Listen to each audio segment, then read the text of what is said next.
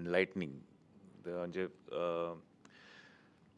एक सोए हुए को कोई जगा सकता है तो वो बिग बॉस है. तो सोए मी नाही पण बेसिकली मी ह्या शोमध्ये आलोच ह्याच्यासाठी की चॅलेंज एक्सेप्ट करायला आहे की जे आई मला म्हणायची, "अरे एकलकोंडा आहे, एकटा राहतो, घर कोंबड्या आहेत," मित्र म्हणायचे, "माणूस घाण आहे." कारण मला ते लहानपणापासून अ, म्हणजे घरी बसून कला करायला आवडायची, एका रूममध्ये बसून. तिथे माझं जग विश्व मला सापडायचं. नाहीतर दुसरं म्हणजे नेचरमध्ये ट्रेकिंगला जायचो. वनात फिरायला आवडायचं, प्राण्यांबरोबर इंटरॅक्ट करायला आवडायचं. तेच माझं जग-विश्व होतं आणि ते मला मला तो एक कम्फर्ट झोन झाला होता आणि दरवेळेला कम्फर्ट झोनमध्ये राहून जगता येत नाही असं मला कळलं होतं.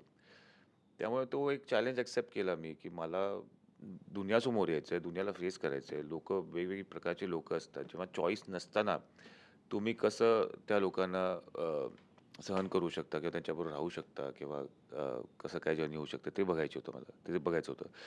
म्हणून तेच म्हणतो ना, की टास्क हे सगळे कॉम्पिटिशन माझी कोणी दुसऱ्यांमध्ये मी पाहिलीच नाही माझी स्वतःचीच कॉम्पिटिशन होती स्वतःबरोबर. कारण की ते करणं ते सर्वात मोठी गोष्ट, अवघड गोष्ट होती. कारण की ती सवय झालेली असते लहानपणापासून, की एक याच विचारांनी पुढे गेलो आयुष्यात. तर हे एक चॅलेंज होतं, खूप कठीण चॅलेंज होतं. कारण की त्या घरामध्ये तुमचं काही वादविवाद झाले, तुम्ही सोडून जाऊ शकत नाही कुठे. तुम्हाला तिथेच राहून म्हणजे 100 दिवस म्हणजे 2000 400 तास टोटल आयुष्यातले तुम्ही त्याच लोकांबरोबर हिंडताय-फिरताय आणि झोपताय-उठताय आणि खाताय-पिताय. तर ते खूप एक कठीण परीक्षा असते आणि ती फायनली तो पेपर देऊन मी बाहेर पडलो. तर सुरुवातीला ना म्हणजे तू जरा फार रागवत होतास. पण ना नंतर तू फार शांत राहायला लागलास आणि शांत डोक्याने टास्क कंप्लीट करत होतास किंवा शांत डोक्याने प्रत्येक गोष्टी हँडल करत होतास. हा चेंज तुझ्यामध्ये पटकन तिकडे इन्स्टंट कसा आला का सिच्युएशन प्रमाणे तू ती सिच्युएशन हँडल केलीस? मला हे पण बघायला मिळालं, की माझे ट्रिगर पॉइंट्स काय आहेत. हं, नॉर्मली लाईफमध्ये आपल्याला एवढे ट्रिगर पॉइंट्स दिसत नाहीत आपले, की कुठल्या गोष्टींना आपण पेटतो. हं. कारण की त्या गोष्टी आपण दूरच ठेवतो नॉर्मली नॉर्मल आयुष्यामध्ये. पण इथे पेटवलं जातं आणि कुठल्या पॉइंटवर तुम्ही तुमचं संतुलन तुमचं बिघडतं ते पण तुम्हाला कळतं. हं. सो येस मी पण माणूस आहे. माझं पण संतुलन मी एवढं तरी मी म्हणतो, की ओव्हरबोर्ड गेलो नाही मी लकीली. पण येस माझा तो बांध फुटला आणि मग नंतर मला कळलं, की मी असं का वागतोय? सेल्फ रिअलायझेशन पण होतं. तुम्ही जेव्हा चूक केल्यावर पण तुम्हाला समजतं की ती चूक आहे. हं. मग ते समजणंच ती मोठी गोष्ट आहे आणि ते समजून मी त्याच्यापुढे मग जसं मला करायचं होतं तसं मी वागलो किंवा जे जेन्युइन मी आहे ते वागलो. रागून काही उपयोग होणार नव्हता कारण त्रास मलाच होत होता त्याचा. त्यामुळे आणि मला स्वतःला त्रास कधीच करून घेतलेला आवडत नाही. तर मी शांतता किंवा एक चांगल्या गोष्टींनी पण कुठल्याही प्रॉब्लेमचं सोल्युशन असतं असं मला माहिती आहे. त्यामुळे मी तोच एक मार्ग की आहे प्रॉब्लेम असेल, प्रॉब्लेम सगळीकडेच असणार आहे, पण सोल्युशन आपण काढूया त्याच्यातनं चांगल्या पद्धतीने.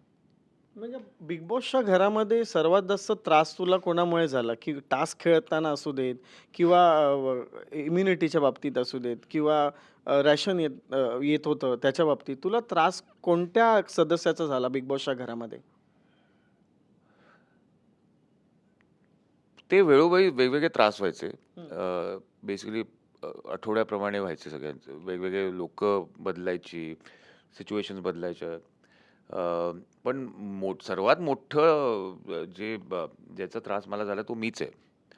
कारण की जे कॉन्फ्लिक्ट चालायचं आतमध्ये की बरोबर करतोय, चुकीचं करतोय, ही पद्धत अशी असायला हवी, या टास्कला असं डील करायला हवं किंवा कुठल्या पद्धतीने डील करायला हवं. ते बेसिकली जो डायलेमा तो डोक्यात एक वेगळंच एक वादळ चाललेलं असतं.